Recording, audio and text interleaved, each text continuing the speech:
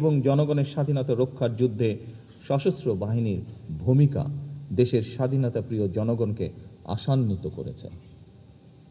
2024 সালের 5ই আগস্ট পরবর্তী অস্থির সময়ে এবং দৃশ্যমান প্রশাসনিক অচলাবস্থাতেও সশস্ত্র বাহিনী অসাধারণ ভূমিকা পালন করেছে।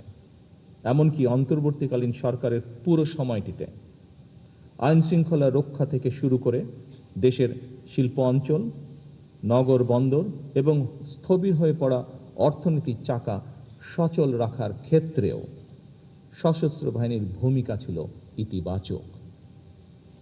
গত 12ই ফেব্রুয়ারি মাসে অনুষ্ঠিত অবাধ, নিরপেক্ষ এবং গ্রহণযোগ্য নির্বাচন সম্পন্ন করার ক্ষেত্রে অন্তর্বর্তীকালীন সরকারের প্রতি সশস্ত্র বাহিনীর সহায়তা ছিল দেশ ও জনগণ এবং গণতান্ত্রিক বিধিবিধানের প্রতি সশস্ত্র বাহিনীর আস্থা ও বিশ্বাসেরই প্রতিফলন।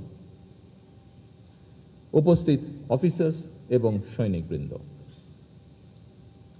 দীর্ঘ 18 বছর পর গত 26শে মার্চ নির্বাচন পরবর্তী গণতান্ত্রিক বাংলাদেশের 55তম স্বাধীনতা এবং জাতীয় দিবসে সাড়ম্বরে অনুষ্ঠিত হলো রাষ্ট্রীয় কুচকাওয়াজ।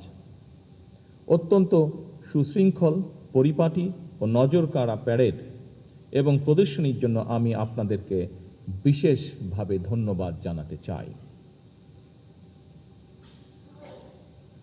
শৃঙ্খলা ও পেশাদারিত্বের এই অনন্য বহিঃপ্রকাশ কেবল সশস্ত্র বাহিনীর গৌরবই বৃদ্ধি করেনি, বরং দেশবাসীর সামনে দেশপ্রেমে উজ্জীবিত সুসংগঠিত সশস্ত্র বাহিনীর সাহসী প্রতিচ্ছবি তুলে ধরেছে, যা দেশবাসীকে করেছে গর্বিত।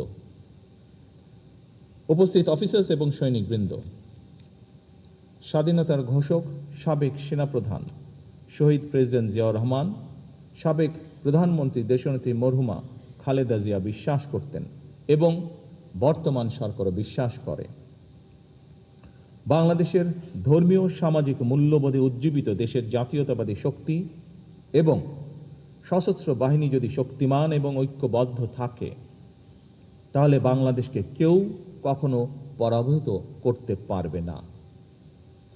সশস্ত্র বাহিনীর আধুনিকায়নে স্বাধীনতার ঘোষক শহীদ রাষ্ট্রপতি জিয়াউর রহমান কিংবা সাবেক প্রধানমন্ত্রী ভূমিকা, দেশনেত্রী খালেদা জিয়ার ভূমিকা এবং গৃহীত পদক্ষেপ সম্পর্কে আপনারা সবাই কম বেশি অবগত আছেন।